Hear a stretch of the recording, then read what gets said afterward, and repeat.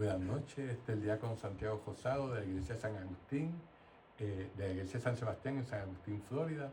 Esta noche vamos a continuar con nuestro estudio del Evangelio de San Lucas. Vamos a cubrir los versículos del capítulo 6, los versículos 17 al 26. Vamos entonces a hacer la oración antes de leer la Biblia. En nombre del Padre, del Hijo y del Espíritu Santo. Amén. Señor Jesús, abre mis ojos y mis oídos a tu palabra, que lean y escuche yo tu voz y medite tus enseñanzas. Despierta mi alma y mi inteligencia para que tu palabra penetre en mi corazón y pueda yo saborearla y comprenderla. Dame una gran fe en ti para que tus palabras sean para mí otras tantas luces que me guíen hacia ti por los caminos de la justicia y de la verdad. Habla, Señor, que yo te escucho y deseo poner en práctica tu doctrina, porque tus palabras son para mí vida, gozo, paz y felicidad. Habla, Señor, tú eres mi Señor y mi Maestro, y no escucharé a nadie sino a ti. Amén. Bueno, vamos entonces a leer los versículos 17 al 19, que dicen así. Jesús bajó con ellos y se detuvo en un lugar llano. Había allí un grupo impresionante de discípulos suyos y una cantidad de gente procedente de toda Judea y de Jerusalén, y también de la costa de Tiro y de Sidón. Habían venido para oírlo y para que los sanara de sus enfermedades. También los atormentados por espíritus malos recibían curación. Por eso cada cual trataba de tocarlo, porque de él salía una fuerza que los sanaba a todos. Palabra de Dios. Bueno, fíjense que se inicia aquí un discurso que es equivalente, aunque mucho más breve, ¿verdad? Que el de Mateo. El discurso de Jesús en el llano solamente tiene 30 versículos, mientras que el de Mateo tiene 111 versículos, ¿verdad? El discurso de la montaña de Mateo se encuentra en los capítulos 5, 6 y 7. Son 3 capítulos de ese discurso, pero el de Lucas es mucho más corto. Lucas, al recordar que Jesús predicaba en lugares llanos y fácilmente accesibles, ¿verdad?, a la muchedumbre, Lucas quiere poner de relieve la cercanía del Señor, ¿verdad?, a la gente, y el carácter universal de su enseñanza, ¿verdad? Porque obviamente es más difícil subir a una montaña para uno oír un discurso o hacer cualquier actividad, que en un llano donde es mucho más accesible a las personas. Por lo tanto, pues, así como Mateo lo pone el sermón de la montaña, pues Lucas pone el sermón en el llano. A diferencia de Mateo, Lucas hace bajar a Jesús del monte, que lo vemos en el versículo 17 que acabamos de leer. Como Moisés lo hace también, que baja del monte Sinaí para llevar la nueva ley al pueblo de Israel, ¿verdad? Esta es la condescendencia de Dios hacia este pueblo que no podía subir hasta él, ¿verdad? Como se acuerdan en el Éxodo, pues cuando Dios se manifestó en el monte Sinaí, había fuego, había temblor, ¿verdad? La voz de él era como trueno y la gente pues tenían miedo y no querían subir a donde él, ¿verdad? Por tanto, Dios baja a donde ellos, ¿verdad? En el caso de Moisés, pues solamente Moisés es el que va, recibe la ley, entonces baja y le lleva las leyes de Dios al pueblo. En este caso, Jesús, que es Dios, baja del monte hacia el llano, ¿verdad? Para llevarle eso, ese movimiento de Dios bajar para subirnos hacia Él, ¿verdad? Porque Dios siempre, como hemos dicho anteriormente, siempre toma la iniciativa en toda nuestra relación con Él. Por lo tanto, Jesús hace su discurso en un lugar llano, humilde y modesto. Como toda la revelación de Dios en Jesús, en él el fuego, el terremoto y el viento impetuoso se vuelven brisa suave, como lo había previsto el padre de los profetas. ¿Y quién es el padre de los profetas? Elías, ¿verdad? Elías, el padre de los profetas.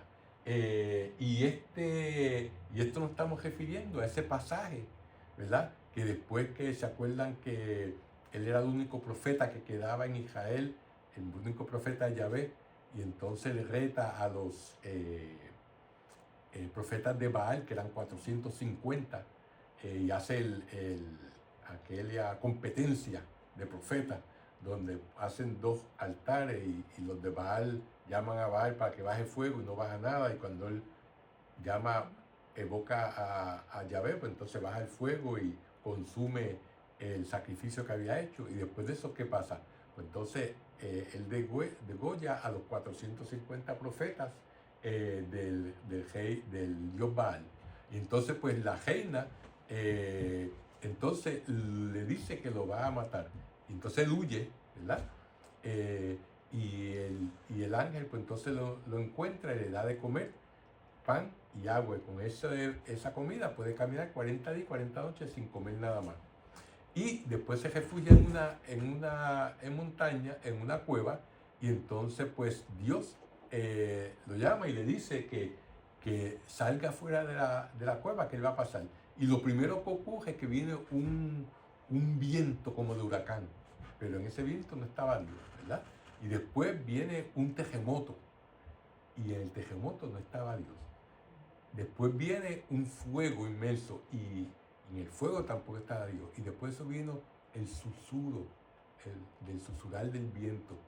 Y ahí estaba Dios. Y ahí entonces él al oír eso sale de la cueva y está en la presencia de Dios, ¿verdad? A eso es que nos referimos, ¿verdad? En esto que estamos discutiendo, ¿verdad? Que así pues la revelación de Dios en Jesús está en esa brisa suave, en esa palabra de nuestro Señor. En Lucas se ven 3 círculos de personas en este discurso que son concéntricos alrededor de Jesús. Vemos los apóstoles, ¿verdad?, que son oyentes cercanos a él y asociados a su mismo anuncio. Están los discípulos, que son oyentes que han obedecido a la palabra, ¿verdad? Y por último está la multitud que quiere llegar a escucharlo. ¿Para qué? Entre otras cosas, para ser sanada, como nos dice en este versículo. Por eso cada cual trataba de tocarlo, porque de él salió una fuerza que los sanaba a todos, ¿verdad? Todos juntos, los apóstoles, los discípulos, la multitud, son el pueblo único de los hijos a los que Dios ama, ¿verdad? Que Dios ama a todos y cada uno de nosotros, no importa nuestra condición. Se ha pensado que Lucas menciona, como vemos en el versículo 17, a las ciudades de Tiro y Sidón.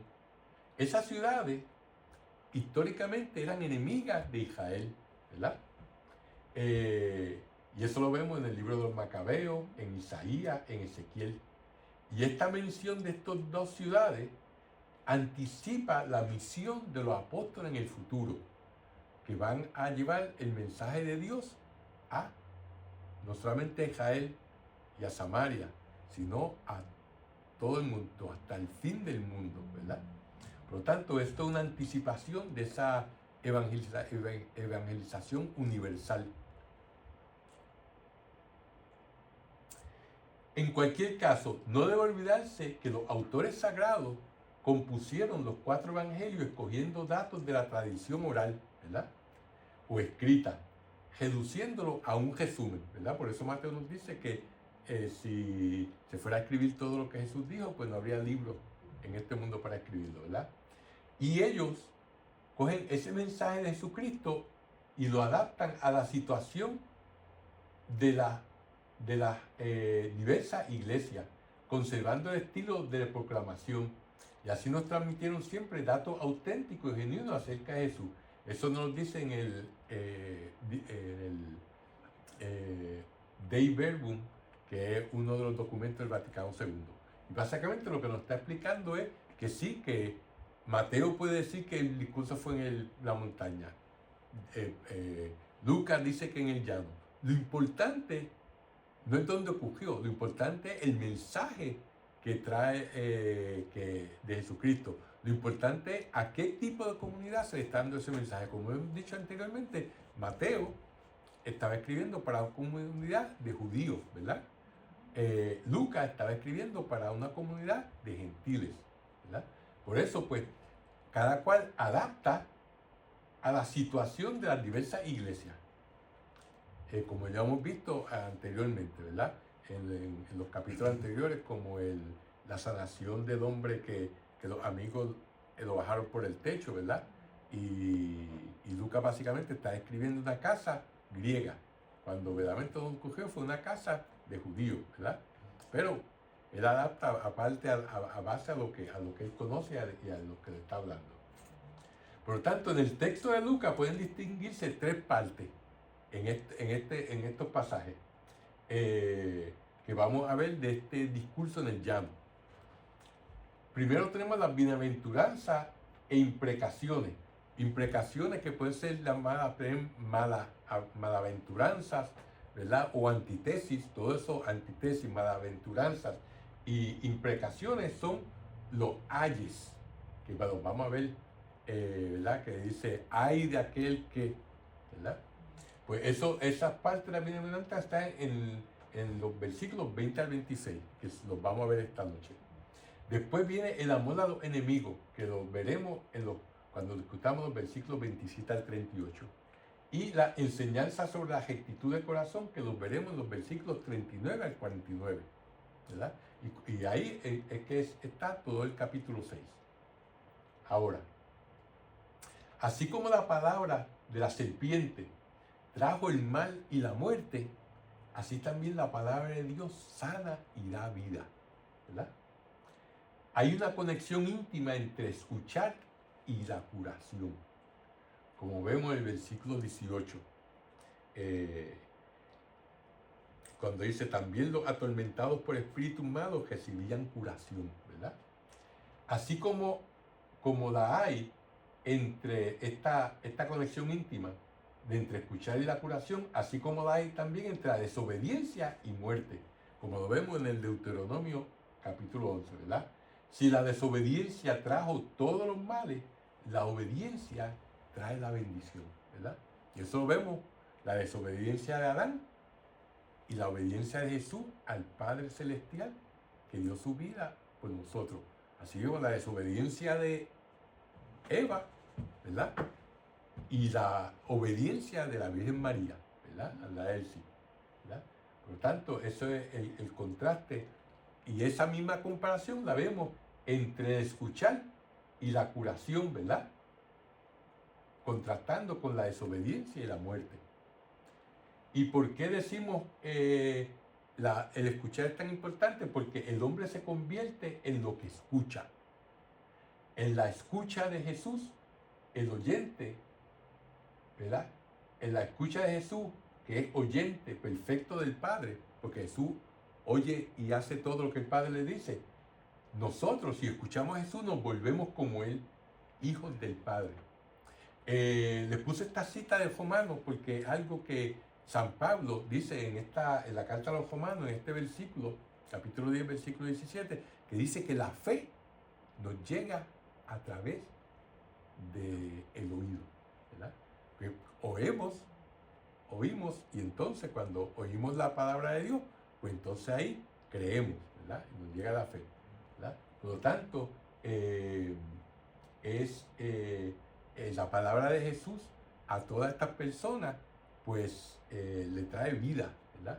Y si nosotros lo imitamos a Jesús, pues entonces nos convertimos en hijos del Padre. Ahora, las bienaventuranzas, antes de leer las bienaventuranzas y hablar de ellas, vamos a a tener una pequeña introducción de lo que son las bienaventuranzas y las malaventuranzas, ¿verdad? También se pueden llamar antítesis o imprecaciones, ¿verdad? Las bienaventuranzas constituyen la proclamación escrita del reino de Dios, así como los gobiernos escriben un manifiesto. Por ejemplo, uno de los manifiestos más famosos es el de Karl Marx, ¿verdad? El manifiesto comunista, ¿verdad? Donde él explica todas las ideas comunistas y cómo debe ser un gobierno comunista, ¿verdad? Pues así las bienaventuranzas son ese manifiesto de que Jesucristo real, esa proclamación escrita del reino de Dios, cómo el reino de Dios es, cómo va a funcionar, qué es lo que Dios quiere, ¿verdad? Los versículos 27 al 38, que no los vamos a ver esta noche, pero la clase próxima, especifican, ¿verdad? Y las fundamentan, particularmente en el versículo 36, que es el centro del Evangelio, que establece como propio de todo la misericordia. La misericordia es el fundamento del reino de Dios. Esta viene a ser, la misericordia, la nueva ley, ¿verdad? El código de vida nueva para el que acoge el reino. A ella están ligados los frutos de vida y la misma salvación, a la misericordia, ¿verdad? Esta proclama del reino es lo que Jesús realizó en su vida, que culminó con su pasión y resurrección por nosotros. Las bienaventuranzas para los pobres y las lamentaciones o malaventuranza para los ricos no se han de leer en una clave moralista, o sea que solamente de moral, como si dijeran lo que se debe de hacer, ¿verdad? Lo que debe hacer el hombre. Más bien, estas bienaventuranzas dicen lo que hace y cómo actúa Dios en la historia humana. O sea, no es algo que necesariamente uno tiene más que lo que uno tiene que hacer. Lo que esta bienaventuranza nos dice es cómo Dios actúa en la historia humana. Ese es el punto de vista que tenemos que tener cuando leemos esta bienaventuranza. Volviendo otra vez a Moisés. Al bajar del monte, Moisés reveló lo que debía de hacer el hombre. Los 10 mandamientos. No amará a Dios sobre todas las cosas. Santificarás la fiesta. No matarás. No mentirás. No cometerás adulterio. Así por el estilo, ¿verdad? Ahora, en la bajada a la llanura de Jesús, Jesús revela lo que hace el mismo Dios. Lucas actualiza esta revelación para su iglesia y hace de ella el fundamento del nuevo pueblo, con estas bienaventuranzas y estas malaventuranzas, ¿verdad? Ahora nos preguntamos, ¿qué hace Dios en el mundo? ¿Cuál es su intervención? Es importante saberlo para poderlo escuchar, acoger y dar fruto. Son preguntas importantes que uno se tiene que hacer cuando uno lee estas bienaventuranzas, ¿verdad? La intención de la proclama, ¿verdad?, de estas bienaventuranzas es revelarnos el rostro de Dios en Cristo, para que dejemos entrever en el nuestro la misma gloria del suyo, que es el del Hijo obediente, ¿verdad? O sea, si nosotros imitamos a Jesús, entonces nosotros vamos a tener el rostro de Dios en nosotros, ¿verdad? El ejemplo de Moisés, cuando hablaba cara a cara con Dios, cómo salía de la tienda con la cara brillante, ¿verdad? Que le irradiaba, como una transfiguración pequeña en comparación con la transfiguración de Jesucristo, ¿verdad?, en el monte Tabor. Pues también nosotros, si verdaderamente seguimos esta bienaventuranza, ¿verdad?, esa gloria que Cristo nos trae va a ser nuestra. Y nosotros entonces seremos como el Hijo obediente que es Jesús, ¿verdad? Ahora, la clave de la lectura de todo el discurso en la llanura es cristológica teológica. ¿Qué queremos decir con eso? Que el centro de toda esta bienaventuranza es Cristo, ¿verdad? La vida y la obra de Jesús manifiesta el verdadero rostro de Dios que nadie jamás ha visto, como nos dice Juan en el capítulo 1, ¿verdad? Versículo 18. También nos trae a colación como cuando Felipe le dice a Jesús, enséñanos el Padre y con eso nos basta, ¿verdad? ¿Y qué le dice Jesús? Jesús les dice, pero he estado tanto con ustedes y todo el que me ha visto a mí ha visto al Padre, ¿verdad? Porque verdaderamente, pues Jesús es la imagen del Padre. Y el Padre es la imagen de Jesús, ¿verdad? Por tanto, el verdadero rostro de Dios, ¿verdad? Que nadie ha visto, está reflejado en el rostro de Cristo, ¿verdad? Ahora, el discurso de Lucas es comprensible, estas bienaventuranzas solamente son comprensibles para los discípulos, para nadie más. ¿Por qué? Porque la palabra va dirigida a ustedes de la iglesia, del grupo de él, ¿verdad? Aceptado por esos pequeños a los cuales ha sido revelado en el Espíritu Santo el misterio del conocimiento y del amor recíproco del Padre y del Hijo. Como dice Jesús, te doy gracias porque has revelado esto no a los sabios y a los eruditos, sino a los que son humildes, a los que no tienen educación, ¿verdad? A los pequeños del mundo. Por eso, este discurso de Lucas es para los discípulos. ¿Por qué? Porque es una palabra que está dirigida ¿a quién? A quien después de descubrir el tesoro escondido, ¿verdad? Quiere vivir en plenitud sus frutos, dispuesto a abandonar todo lo que le impide a esto. Como nos dice la parábola del tesoro escondido o de la perla, ¿verdad? Que encuentra el comerciante, que cuando uno encuentra ese tesoro, vende todo lo que tiene, ¿para qué? Para comprar el terreno donde está el tesoro, ¿verdad? Pues así mismo, estas palabras, estas bienaventuranzas de Jesús están dirigidas ya al que conoce a Jesús, ¿verdad? Al que ya ha descubierto el tesoro, ¿verdad? ¿Para qué? Para que pueda entonces vivir a plenitud los frutos de ese tesoro, ¿verdad? Y como sabe el valor del tesoro, está dispuesto a abandonar todo lo que le impide llegar a ese tesoro, el poseer esa perla de gran valor o ese tesoro, ¿verdad? Por lo tanto, no es para todo el mundo esta bienaventuranza.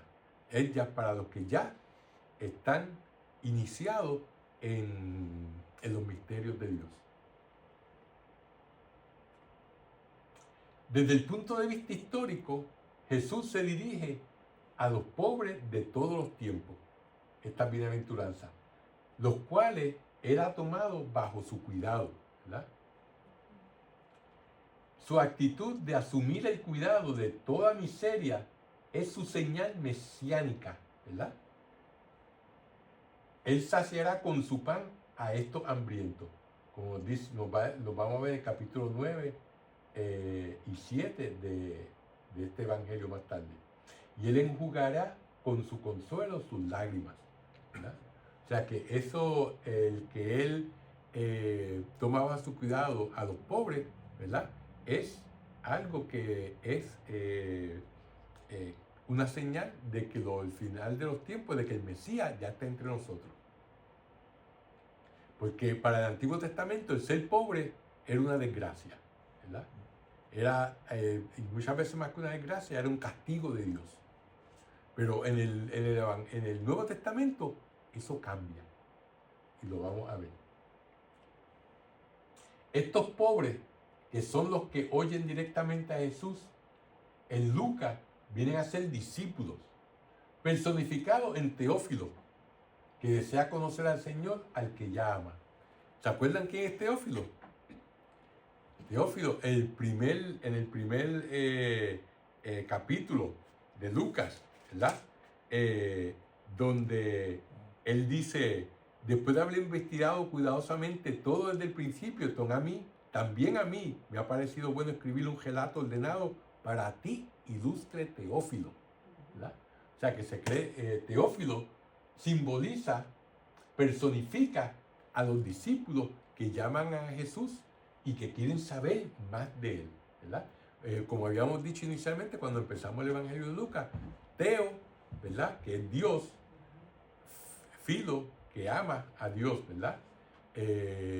Puede ser que haya sido una persona, alguien que haya ayudado a Lucas, alguien que sea un mecenas de los cristianos en aquella época, o puede básicamente ser el nombre que escogió porque simboliza y personifica a todos los cristianos que amamos a Dios, ¿verdad?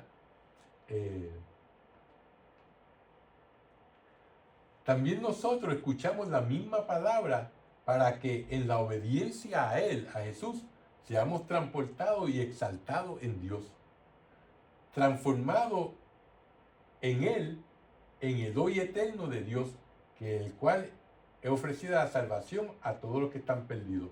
O sea que nosotros, verdaderamente, si escuchamos las palabras de Dios, las asimilamos, las hacemos nuestras, no solamente va a verse reflejado el rostro de Jesucristo en nosotros, sino que vamos a ser transformados y transportados, ¿verdad? Y llegaremos a ese hoy de Dios. ¿Por qué decimos el hoy de Dios? Porque para Dios no hay pasado ni hay futuro. Para Dios todo es un presente. Nosotros somos los que somos criaturas de espacio y tiempo, ¿verdad? Para nosotros hay un pasado, hay un presente y hay un futuro, que estamos sujetos al paso del tiempo. Pero Dios es eterno, por lo tanto, para Dios solamente es hoy. Pues a ese hoy es que seremos transportados y transformados, ¿verdad? Todos nosotros, si seguimos la enseñanza de nuestro Señor Jesucristo. Las bienaventuranzas se pueden comprender solo si se conoce que Dios es amor hacia todos sus hijos. Su justicia es quitar a quien tiene y dar al que no tiene, de tal manera que se viva concretamente la fraternidad, ¿verdad? Ahora, nuestro concepto de justicia, ¿verdad?, que una de las virtudes cardinales es dar a cada cual lo que es suyo. Esa es la definición de justicia, ¿verdad? Ahora, la justicia de Dios, que es basada en el amor, se basa, es diferente, porque es basada en el amor, ¿verdad? La justicia humana establece un tipo de egoísmo que es el que la origina. Me explico.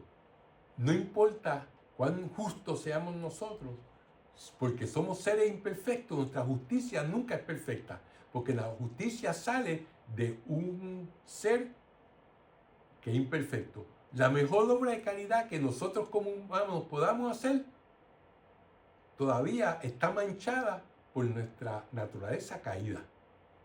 Solamente la justicia de Dios es perfecta, solamente la caridad de Dios es perfecta, solamente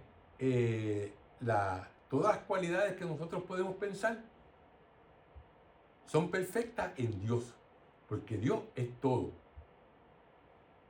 En nosotros son un reflejo de Dios, pero imperfecto, porque nosotros tenemos siempre la concupiscencia, nuestra inclinación al mal. Por lo tanto, no importa cuán mucho bien uno haga, ese bien siempre tiene una manchita. tal vez la intención no es perfecta, tal vez la ejecución no es perfecta, tal vez el resultado no es perfecto, ¿verdad? De esa acción, por buena que sea. Por eso es que la justicia de nosotros no es perfecta. Para nosotros es dar a cada uno lo suyo. Por lo tanto, está basada en un concepto que tiene trazas de egoísmo, ¿verdad? Por lo tanto, no es como la justicia de Dios, que es basada completamente en el amor. Por eso es que es perfecta su justicia, ¿verdad? En realidad, cada uno de nosotros lucha y es combatido, ¿verdad? Combatimos entre el tener, el poder y el aparecer, por una parte, y la llamada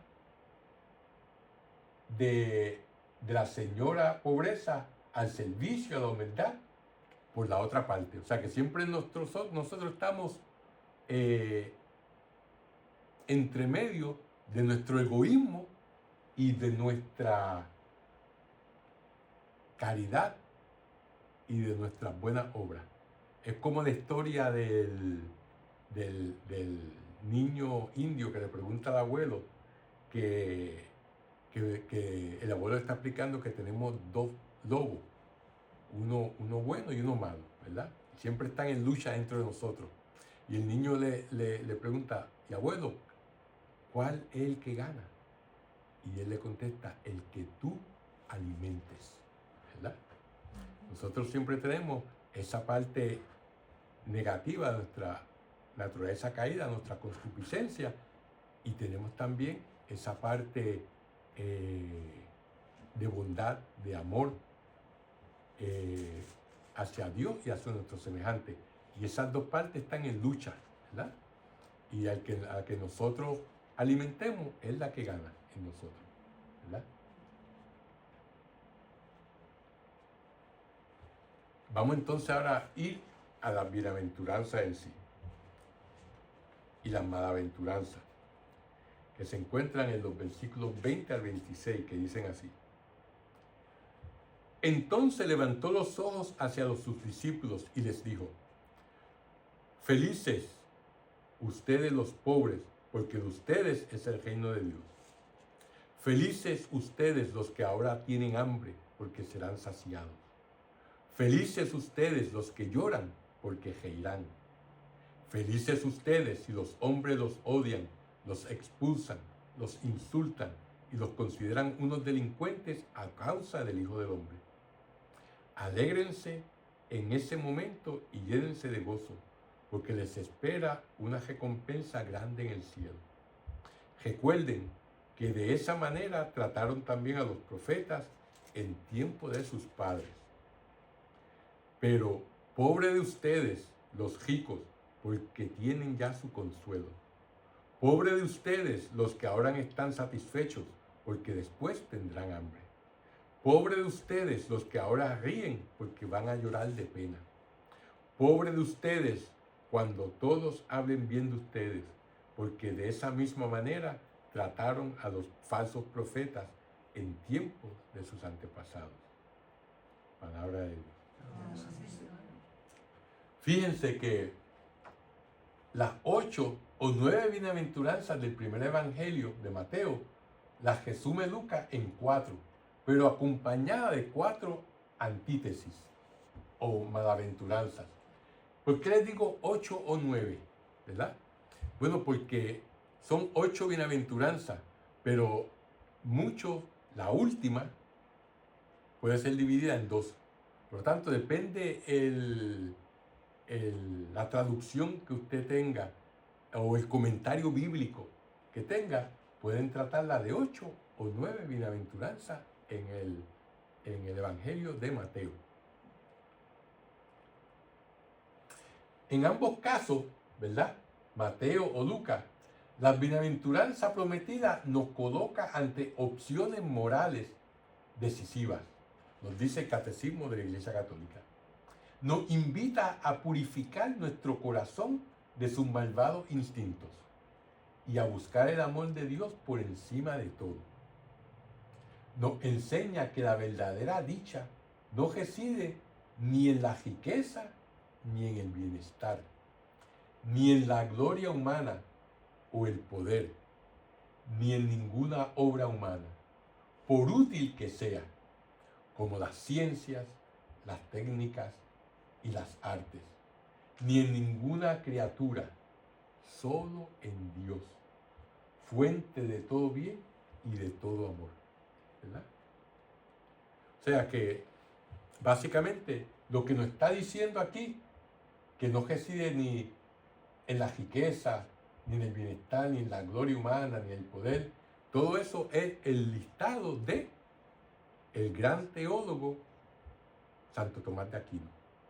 Santo Tomás de Aquino nos dice que hay 4 ídolos que nosotros adoramos, que es las riquezas, los placeres, el poder y la vanagloria.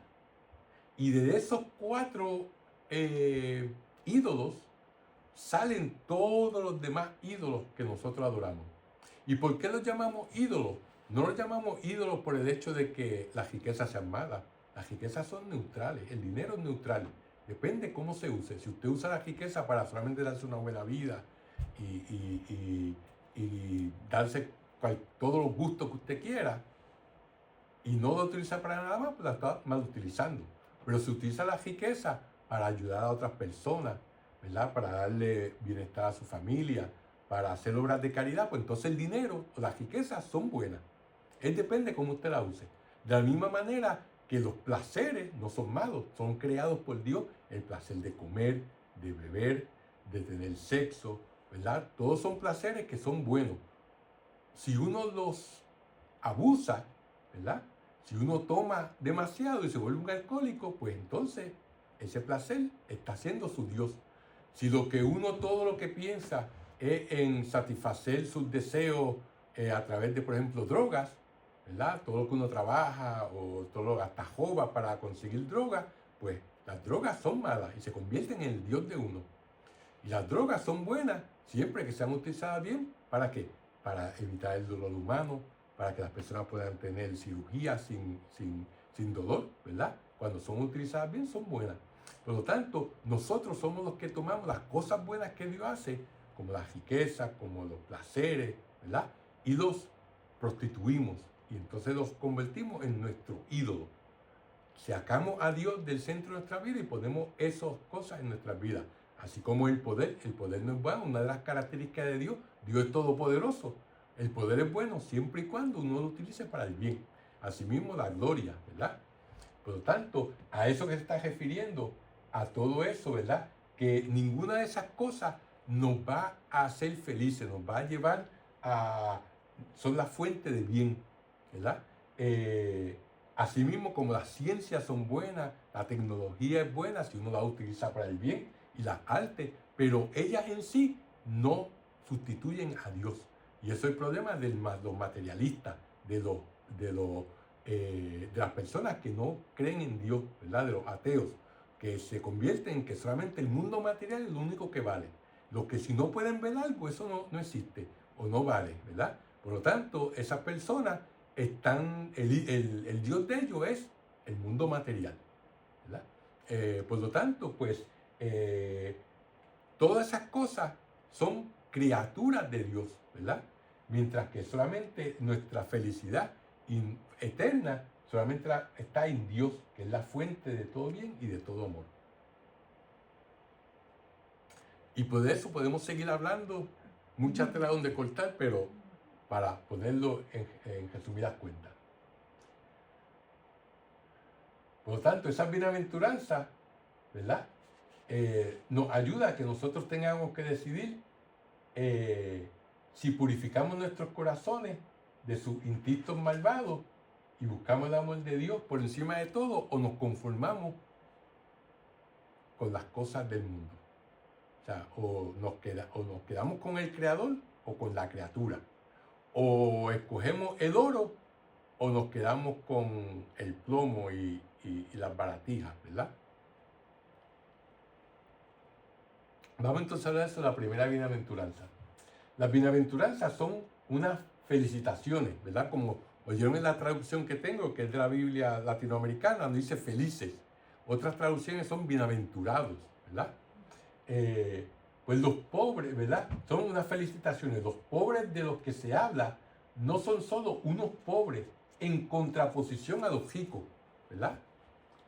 Mientras los ricos son los que tienen muchas cosas superfluas con poca fatiga, los pobres son los que tienen lo poco necesario con mucha fatiga.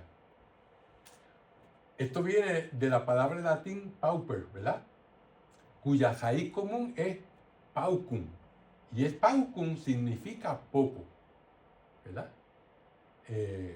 Los pobres son los necesitados de lo necesario. Esos son los pobres. Ahora, Lucas utiliza la palabra griega tokos. Esa palabra griega se deriva de un verbo que significa esconderse, encogerse sobre sí mismo. En otras palabras, por temor.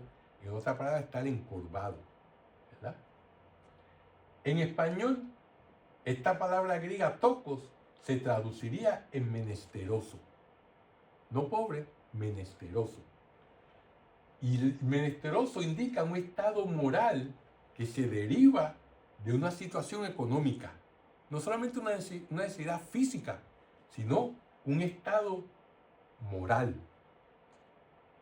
Como la persona que es menesterosa no tiene concretamente nada, el menesteroso, por más que se afane, siempre estará sin nada. Y no podrá sino vivir de la dependencia y de la sumisión. En otras palabras, no es una persona independiente. A ese es que se está refiriendo Lucas con su palabra tokos. No a este pobre, y obviamente no al rico, pero al menesteroso. Al que por su miseria económica y material está en un estado moral del cual le es difícil salir por sí mismo, o imposible, ¿verdad? La falta de recursos materiales típicamente lleva al pobre ¿a qué? A confiar en Dios. Por eso don Mateo llama los pobres de espíritu, ¿verdad? Fíjense como Mateo lo espiritualiza un poquito más, ¿verdad? Dando a entender que los pobres de espíritu no solamente son los pobres económicamente, sino también aquellos que verdaderamente no tienen a Dios en sus vidas y por lo tanto son pobres. Lucas lo deja solamente al sentido material, pobres, ¿verdad? Estos pobres piadosos, o también llamados anahuín, y les quiero leer el pasaje donde se habla de los anahuín, que es Isaías, el capítulo 61 de Isaías, el versículo 1, que dice así, y este pasaje lo van a reconocer fácilmente. Dice, el Espíritu del Señor Yahvé está sobre mí. Sepan que Yahvé me ha ungido, me ha enviado con un buen mensaje para los humildes, para sanar los corazones heridos, para anunciar a los destejados su liberación y a los presos su vuelta a la luz, para publicar un año feliz lleno de favores de Yahvé y el día del desquite de nuestro Dios, ¿verdad? Me envió para consolar a los que lloran y darles una corona en vez de ceniza, el aceite de los días alegres en lugar de ropa de luto, cantos de felicidad en vez de pesimismo, ¿verdad? Eso hasta el versículo 3, ¿verdad? Pues estos pobres son aquellos a quien Jesús viene a brindar las buenas nuevas. Como se acuerdan, así fue como este fue el pasaje que Jesús leyó cuando le dieron el rollo en la sinagoga de Nazaret. Y él les dijo, hoy se ha cumplido este pasaje. ¿Por qué? Porque él es el Mesías, el que viene a traer las buenas nuevas a esos pobres, ¿verdad? Que están esperando por él, ¿verdad? Su cercana relación con Dios, la de estos pobres, es lo que los hace a ellos bienaventurados. Que usted puede ser pobre y estar lejos de Dios, eso no lo hace bienaventurado. La pobreza en sí no lo hace a usted bienaventurado. Es la pobreza, pero cerca de Dios, ¿verdad? La verdadera alegría no viene de poseer el reino ofrecido por el diablo, como vimos en el capítulo 4 de las tentaciones del diablo a Jesús, cuando en la segunda tentación le dijo, si me adoras, te daré todos los reinos de la tierra, ¿verdad? Sino en el reino de Dios, el cual Jesús dice que ahora de ellos, de los pobres, ¿verdad? En particular, este reino pertenece a los discípulos, como Pedro, Santiago, Juan y Leví, que dejaron todo y voluntariamente se convirtieron en pobres. ¿Para qué? Para seguir a Jesús, ¿verdad? Por lo tanto, todos y cada uno de nosotros somos llamados a esta pobreza, ¿verdad? A seguir a Jesús. Para dejarlo todo, dejar las cosas que nos alejan de Él, son riquezas que nos alejan de Él, si son los placeres de este mundo que nos alejan de Él, si es el poder lo que nos aleja de Él, si es la gloria lo que nos aleja de Él, a dejar todo eso, ¿verdad? Esta bienaventuranza, todavía estamos en la primera, se entiende mejor si consideramos la malaventuranza, que dice, ay de vosotros los ricos, porque ya habéis recibido vuestro consuelo, ¿verdad? Una malaventuranza es una advertencia del juicio que se acerca. Aquellos que han recibido consolación a través de las riquezas terrenales, usualmente no confían en Dios. Son autosuficientes, ¿verdad? Por lo tanto, es difícil para el rico entrar en el reino, aunque con Dios, ¿verdad? Eso de que es difícil entrar en el reino lo veremos en el capítulo 18. Pero con Dios todo es posible.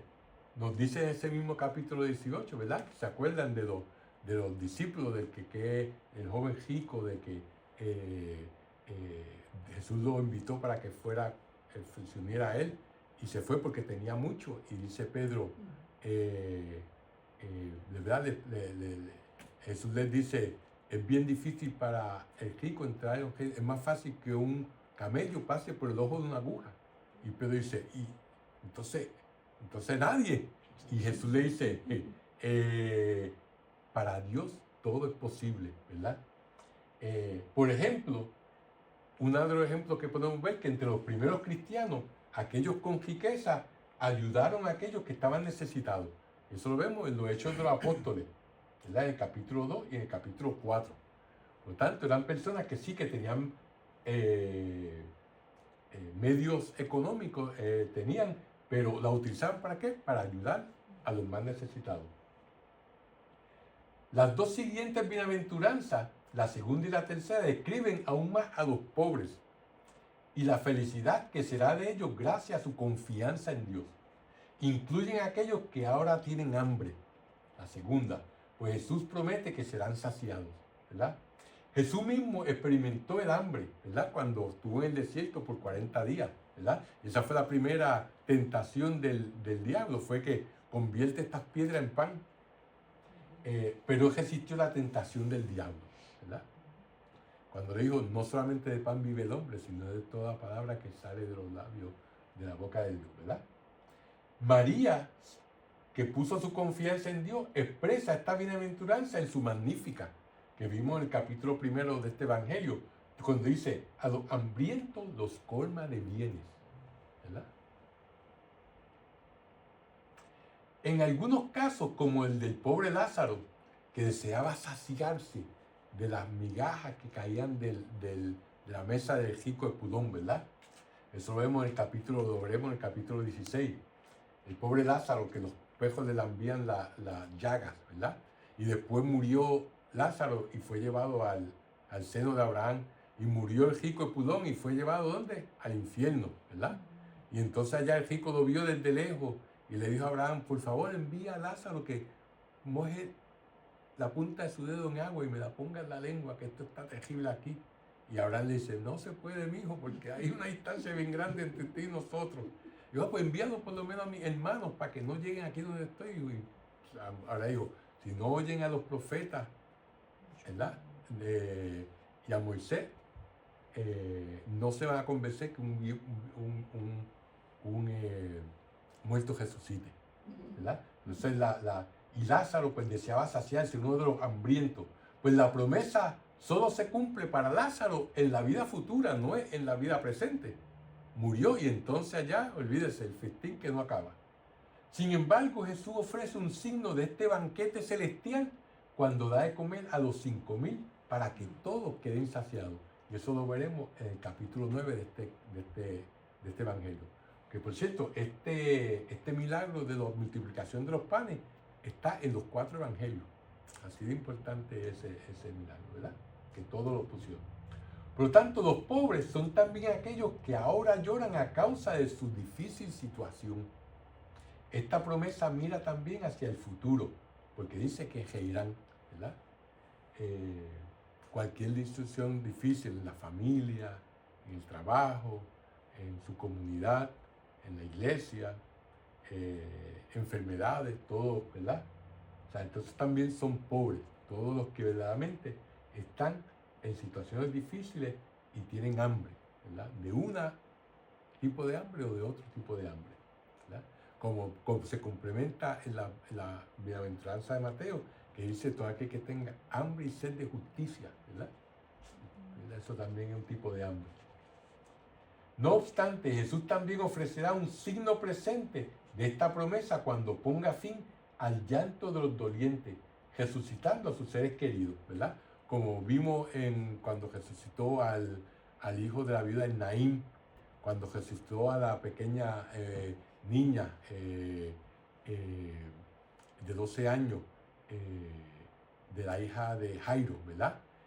También cuando resucitó a Lázaro, ¿verdad? Todo eso, ¿verdad? Pues ahí él da esos signos de que verdaderamente él va a poner fin a los llantos de las personas que sufren cuando resucitó a estos seres queridos, a estas personas, ¿verdad? En el caso de Marta y María, que eran las hermanas de Lázaro. El segundo y el tercer ay, o malaventuranza, o antítesis, ¿verdad? Como se quieran llamar, corresponden a estas dos bienaventuranzas que acabamos de discutir. Aquellos que ahora están saciados y ahora ríen, pero que se apoyan en sí mismos, no confían en Dios, no creen en Dios y viven para sí mismos. Todo lo que yo tengo, todo lo que yo hago es para mí en primer lugar, para mí en segundo lugar y para mí en tercer lugar, ¿verdad? En el futuro tendrán hambre, sufrirán y llorarán, ¿verdad? Como vemos en los capítulos 12 y 16 de este evangelio eventualmente. Esta inversión ya había sido anunciada en el Magnífica, cuando la Virgen dice, a los ricos los despide vacíos, ¿verdad? Como sabemos, la Virgen es la mejor discípula de Jesús, ¿verdad?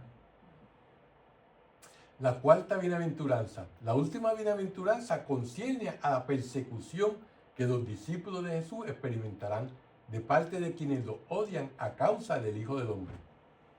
Jesús se ha comparado a sí mismo como un profeta rechazado y compara de modo semejante a sus discípulos con los profetas que fueron maltratados a través de toda la historia de Israel. En respuesta a que sean perseguidos, deben alegrarse, porque recibirán una recompensa en el cielo, ¿verdad?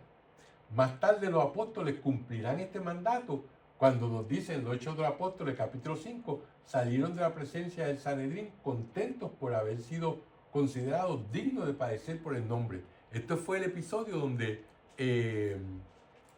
los llamaron el Sanedrín, que era el consejo de todos los jefes del gobierno de Israel, y les prohibieron que predicaran en el nombre de Jesús Nazareno, ¿verdad? Y ellos lo hicieron como quieran, entonces los trajeron y ¿qué? Unos querían matarlos, como ya habían hecho a San Esteban, pero entonces Gamaliel, que fue el maestro de San Pablo, le dijo, no, si ustedes, si estos hombres vienen es cosa suya, en un tiempo estas ideas se van a ir. Si vienen de Dios, entonces ustedes se van a encontrar que están luchando contra Dios. Mejor no los maten. Entonces lo que hicieron fue que los azotaron y los dejaron ir. Y cuando ellos salieron estaban contentos por haber padecido a nombre de Jesús, ¿verdad? Ese es lo que nos estamos refiriendo. Y otros como Esteban, ¿verdad? Que fue el primer mártir cristiano, que por cierto era diácono, y así pues alcanzó la recompensa celestial, ¿verdad? Eso nos cuenta en los Hechos de los Apóstoles, en el capítulo 7, ¿verdad? El martirio de San Esteban. Tanto a todas esas bienaventuranzas se aplica a todos, a los que sufren y a los que dan la vida por el Padre, ¿verdad? Y todos pues somos llamados a ser mártires o testigos en nuestros trabajos, en nuestras familias. Pues Jesucristo dice bien claramente que aquel que se avergüence de él se avergonzará delante del Padre y de los ángeles de él también, ¿verdad? O sea que no solamente tenemos que pensar en estos actos superheroicos, sino en el diario vivir, cuando alguien habla mal de la iglesia o alguien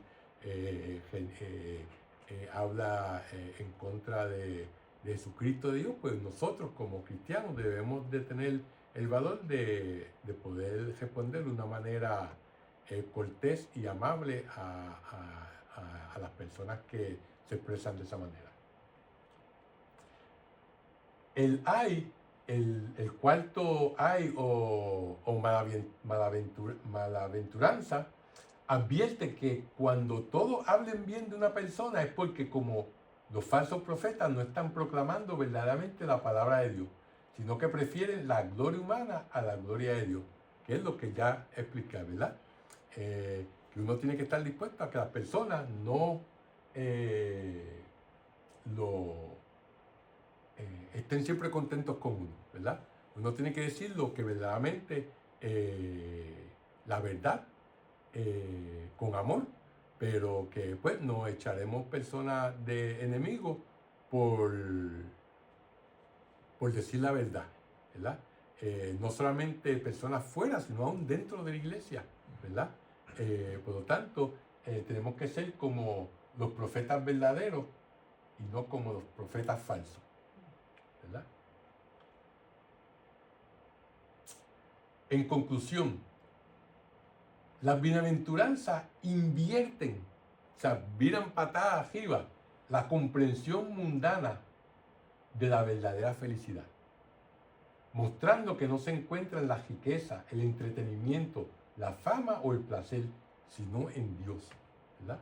No que de estas cosas no son malas, pero cuando las ponemos en el lugar de Dios y no confiamos en Dios, pues ahí entonces estamos verdaderamente buscando la felicidad en el lugar equivocado, ¿verdad? Tanto el mundo nos dice que solamente aquel que tiene mucho dinero en el banco, que tiene una casa grande o que el último carro del año, el que es feliz, pues si eso es lo único que la persona piensa y para eso solamente es que vive y trabaja, pues entonces está mal, ¿verdad? Aprender esta lección en el discipulado requiere fe, ya que las promesas y recompensas tal vez no se experimenten hasta el reino de los cielos. O sea que tal vez no veamos la recompensa en esta vida, sino más tarde. Y requiere también caridad, pues a quienes tienen medios económicos se les exhorta a atender a las necesidades de los pobres, de los hambrientos y de los que lloran, ¿verdad? Y con eso damos terminada la clase de esta noche. Vamos entonces a hacer la oración final. En nombre del Padre, del Hijo y del Espíritu Santo. Dios te salve María, llena eres de gracia, el Señor es contigo, bendita tú eres entre todas las mujeres, bendito es el fruto de tu vientre Jesús. Santa María, Madre de Dios, ruega por nosotros pecadores, ahora y en la hora de nuestra muerte. Amén. Gloria al Padre, al Hijo y al Espíritu Santo. Como en el principio, ahora y siempre, por los siglos de los siglos. Amén. Amén. Que el Señor los bendiga, los guarde de todo mal y los lleve a la vida eterna. Amén. En nombre del Padre, del Hijo y del Espíritu Santo.